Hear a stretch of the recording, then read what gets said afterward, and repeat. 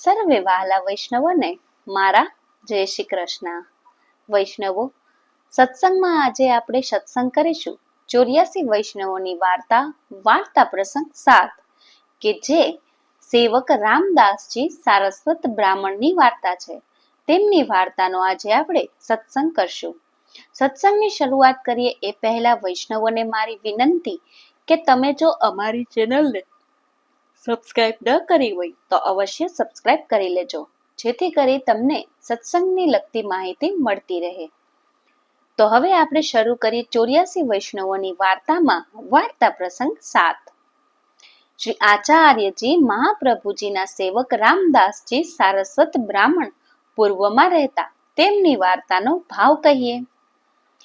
રામદાસ લીલામાં રાધા સહચરીની સખી છે. પ્રેમ મંજરી એમનું નામ છે. એ કુમારિકાના યુથમાં છે. રામદાસના પિતાની પાસે દ્રવ્ય ઘણું, પરંતુ પુત્ર ન હતો. તેમણે સૂર્યની ઉપાસના બહુ કરી, તેથી સૂર્ય પ્રસન્ન થઈને એક પુત્ર આપ્યો. રામદાસજી વર્ષ 8ના થયા ત્યારે પિતાએ રામદાસનો વિવાહ કર્યો. પછી દેહ છોડી રામદાસને એક મર્યાદા માર્ગ્ય વૈષ્ણવનો સંગ થયો. મર્યાદા માર્ગ વૈષ્ણવે કહ્યું, કોઈ તીર્થ કર્યું છે? રામદાસે કહ્યું, પિતાને દેહ છૂટ્યો, હવે ઘર છોડીને કેવી રીતે જવાય? ત્યારે મર્યાદા માર્ગ્ય વૈષ્ણવે કહ્યું, ભલે ગંગા સાગર તો તારી પાસે છે ને, ત્યાં તો નાહી આવ, ચાલ હું સાથે આવું. રામદાસ ચાલ્યા. પછી મર્યાદા માર્ગના સાથે ગંગા સાગર જઈ નાહ્યા. 3 દિવસ ત્યાં રહ્યા. ચોથા દિવસે ત્યાં નાહી રસોઈ કરવા માટે થોડીક રેતી ખોદી તો લાલજીનું સ્વરૂપ ત્યાંથી નીકળ્યું. તે સ્વરૂપને રામદાસજીએ ગંગા સાગરના જલથી નવડાવી મર્યાદા માર્ગ્ય વૈષ્ણવને કહ્યું, મને તો ભગવત સ્વરૂપ પ્રાપ્ત થયું. મર્યાદા માર્ગે વૈષ્ણવે કહ્યું, તારા મોટા ભાગ્ય કે તમે એની પૂજા કરજો, પરંતુ તમે સેવક કોઈના છો? રામદાસજી વર્ષ 16ના હતા. તે કહે, હું સેવક તો હજુ નથી થયો. મર્યાદા માર્ગ્ય વૈષ્ણવે કહ્યું, હું તને સેવક કરું, જો તમારું મન હોય તો. રામદાસજી કહે, ઘેર જઈને સ્ત્રી સહિત સેવક થઈશ. તે મર્યાદા માર્ગ્ય વૈષ્ણવે કહ્યું, શ્રી વલ્લભાચાર્યજી કે જેમણે દક્ષિણમાં અને કાશીમાં માયાવાદ ખંડન કર્યું, તેઓ પુરુષોત્તમપુરીમાં પધાર્યા. એનું શરણ તને મળે તો તારા મોટા ભાગ્ય. આ સાંભળતા જ રામદાસજી શ્રી ઠાકોરજીને લઈને ઘરે ચાલ્યા ગયા. તે મર્યાદા માર્ગ્ય તો ગંગા સાગર ઉપર રહ્યો. રામદાસ ચોથી મજલ એટલે કે મુકામ કરી પોતાના ગામના બહાર એક બગીચો છે, ત્યાં મધ્યાહન સામે આવ્યા. તે સમયે આચાર્યજી પણ પુરુષોત્તમપુરી એટલે કે જગન્નાથજી એક દિવસ પહેલા ત્યાં આવીને ઉતર્યા. શ્રી આચાર્યજી રામદાસને કહે, તમને ગંગા સાગરમાં ભગવત સ્વરૂપ પ્રાપ્ત કેવું થયું છે? તે તમને દેખાડ. ત્યારે રામદાસ ચકિત થઈ ગયા. મનમાં કહે, હું હમણાં જ ચાલ્યો આવ્યો છું, કોઈને ભગવત સ્વરૂપ દેખાડ્યું નથી, તેથી એ મહાપુરુષ છે. ત્યારે પાસે જે વૈષ્ણવો હતા તેમને પૂછ્યું, આ મહાપુરુષનું નામ શું છે? કૃષ્ણદાસ મેઘને કહ્યું, શ્રી વલ્લભાચાર્યજી સદૈવ પ્રસિદ્ધ છે. માયાવાદ ખંડન કરી ભક્તિ માર્ગને સ્થાપન કર્યો. રામદાસે સાષ્ટાંગ દંડવત કરીને વિનંતી કરી, મહારાજ, મારા ઘરે પધારો અને મને શરણ લ્યો. ત્યારે શ્રી આચાર્યજી કહે, તમે સારસ્વત બ્રાહ્મણ છો, તમારે ક્ષત્રિયથી ખાનપાનનો વ્યવહાર કેમ છૂટશે? રામદાસ કહે, આપની કૃપાથી મારે દ્રવ્ય ઘણું, હું તો કોઈથી જલનો વ્યવહાર પણ નહીં રાખું. આપ આજ્ઞા કરશો તેમ કરીશ. શ્રી આચાર્યજી પ્રસન્ન થઈને રામદાસના ઘરે પધાર્યા અને સ્ત્રી સહિત રામદાસને નામ સમર્પણ કરાવ્યું. ઠાકોરજીને પંચામૃતથી સ્નાન કરાવી પાટ બેસાડ્યા. શ્રી ઠાકોરજીનું નામ શ્રી નવનીત પ્રિયાજી ધર્યું. 5 રાત્રિ રામદાસના ઘરે રહીને બધી રીતિ સેવાની બતાવી. પછી પૃથ્વી પરિક્રમા કરવા પધાર્યા. રામદાસજી 8 પહોર અપરસમાં રહેતા. જલપાન બીડા અપરસમાં લેતા. એ રહી એમ જણાવ્યું કે લૌકિક કોઈથી બોલતા નહીં, વ્યવહાર વાણિજ્ય કઈ ન હોય. સ્ત્રી વર્ગ પણ છોડ્યો. આ પ્રકારે ભગવત સેવા કરતા શ્રી ઠાકોરજીનો નેક પણ ઘણો, દ્રવ્ય પણ ઘણું. પછી કેટલાક દિવસમાં દ્રવ્ય ઘટ્યું અને થોડુંક બાકી રહ્યું. તેનો અભિપ્રાય એ કે તેમને રેચક દ્રવ્યનો અહંકાર હતો. અન્યાશ્રય છોડાવી શ્રી ઠાકોરજીને દીનતા કરાવી, તેથી દ્રવ્ય થોડુંક રહ્યું. રામદાસે વિચાર કર્યો કે દ્રવ્યનો ઉપાય કરવો જોઈએ. પૂર્વ દેશમાં કપડાં વણાવે છે, તેને તાંતી એટલે કે વણકરોની મુખી કહે છે. તાંતી લોકોને રામદાસે વ્યાજે દ્રવ્ય આપ્યું. તેનું વ્યાજ ઘણું આવ્યા લાગ્યું. રામદાસજીના મનમાં કઈક હર્ષ થયો. ઠાકોરજીએ આજ્ઞા કરી મને તાંતી લોકો ઉપર રાખ્યો. તેનો આશય એ કે હું તો ભાવ પ્રીતિથી પ્રસન્ન છું. તે પેલા દ્રવ્ય ઉપર રાખ્યો. દ્રવ્ય ઘટ્યું ત્યારે વ્યાજ ઉપર રાખ્યો. તાંતીનું વ્યાજ આવે તેનાથી મારી સેવા કરી વ્યાજનું દ્રવ્ય મહાહીન, દ્રવ્યનો મેલ તેનાથી સેવા કરે તેના ઉપર હું કેમ રહીશ? તે એથી કે મેં મોટું કામ કર્યું. હવે ભગવદ ઈચ્છા હશે તે થશે, પરંતુ એવું કામ ન કરવું. તાંતી લોકો પાસે ગયા અને કહીએ મારું બધું દ્રવ્ય દ્યો. તાંતી લોકોએ કહ્યું તમને વ્યાજ તો આપી દઈએ છીએ, તો દ્રવ્ય કેમ જોઈએ છે? શું થોડા દિવસોમાં જ માંગવા લાગ્યા? રામદાસજી કહે મારે બાલક સાથે કામ પડ્યું છે, બાલક કહે તેમ કરવું જોઈએ. ઓ કહી એમ જણાવ્યું કે બાલકના વિચાર પરસ્પર વિરુદ્ધ હોય જે હોય છે. રમકડાને ઊંચે બેસાડે, કોઈને નીચે બેસાડે, કોઈને તોડી નાખે, તેવો જ પ્રભુનો સ્વભાવ. કરતું અકર્તું અન્યથા, કરતું સર્વ સામર્થ્યવાન. જે મનમાં આવે તે કરે, એને સિદ્ધાંત કહ્યો. પરંતુ તાતીએ જાણ્યું કોઈ બાલક ઘરમાં હશે. બધું દ્રવ્ય ભેગું કરીને રામદાસજીને આપ્યું. તે ઘરે લાવ્યા. પછી સેવા કરવા લાગ્યા. થોડા દિવસમાં બધું દ્રવ્ય ખૂટી ગયું. દ્રવ્યનો આશ્રય છૂટ્યો.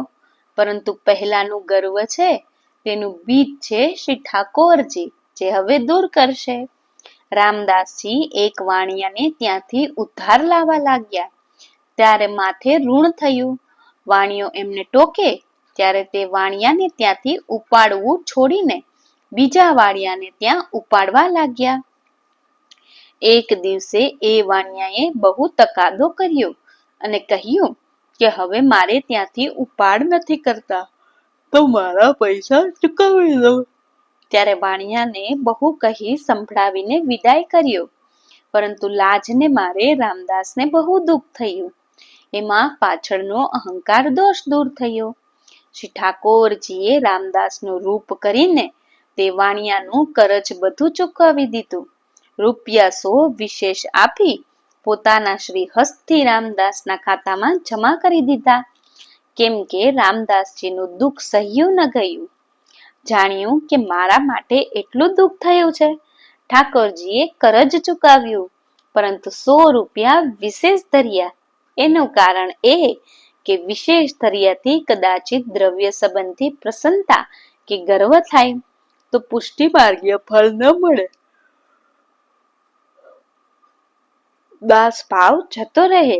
શ્રી ઠાકોરજીએ કરજ ચૂકવ્યું. રામદાસ બેસી રહે તેથી રૂપિયા 100 વધુ આપ્યા. આ પરીક્ષા માટે અને કંઈક બીજા વાણિયાનું પણ કરજ થયું, તે માટે અને કંક ખર્ચને માટે. એક દિવસ રામદાસને વૈષ્ણવો બોલાવા આવ્યા. તેમની સાથે રામદાસજી ચાલ્યા.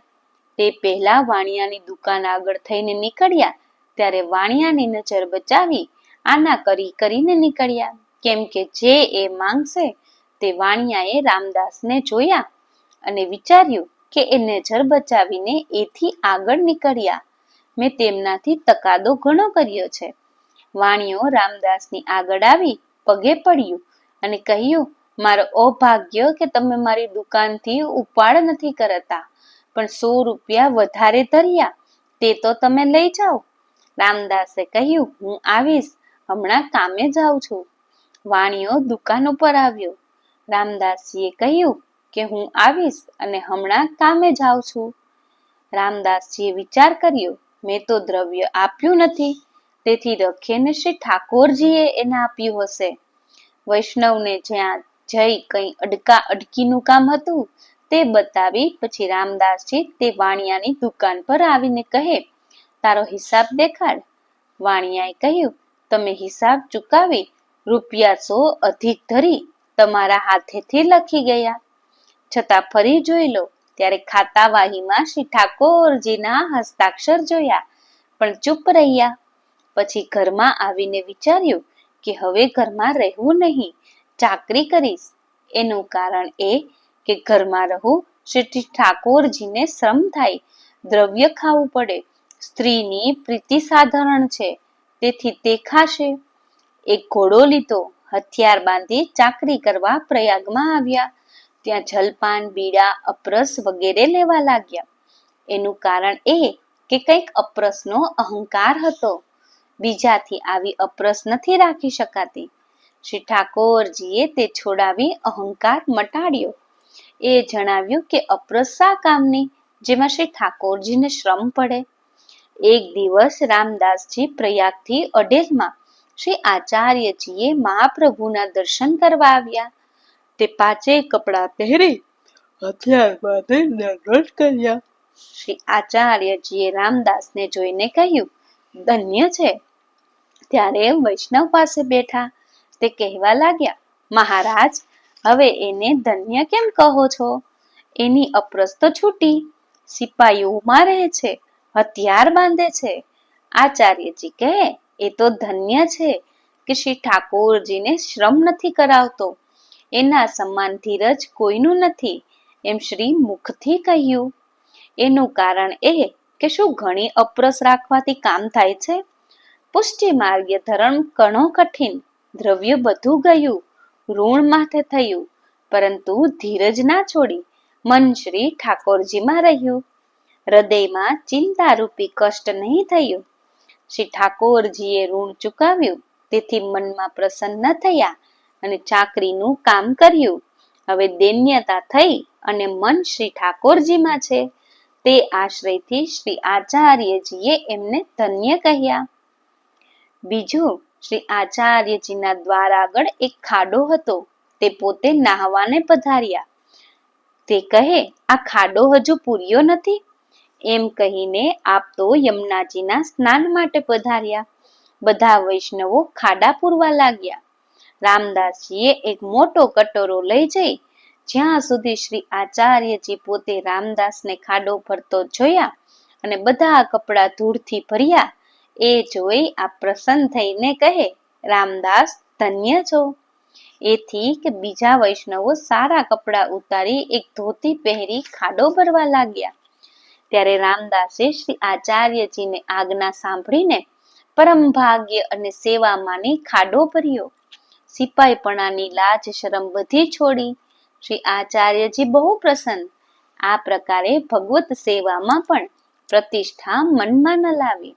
નાની મોટી સેવા ભાગ્ય માનીને કરવી એ સિદ્ધાંત સૂચવ્યો.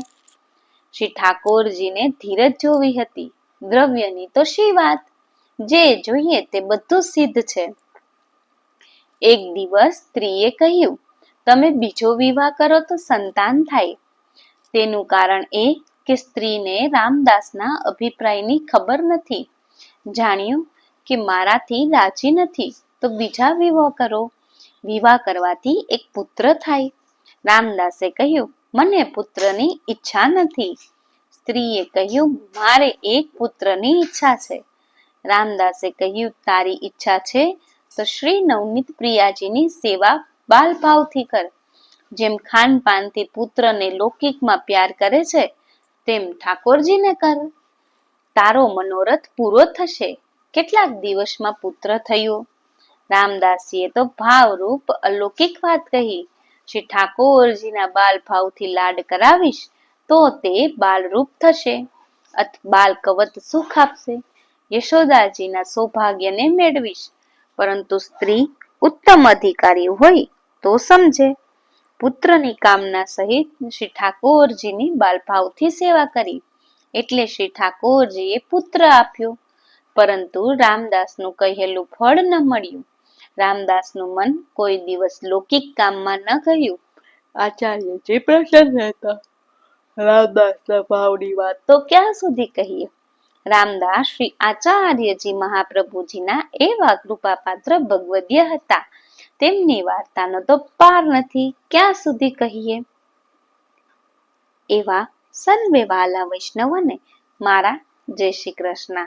તો વૈષ્ણવો, આજે આપણે સત્સંગમાં સત્સંગ કર્યો 84 વૈષ્ણવોની વાર્તા પ્રસંગ 7.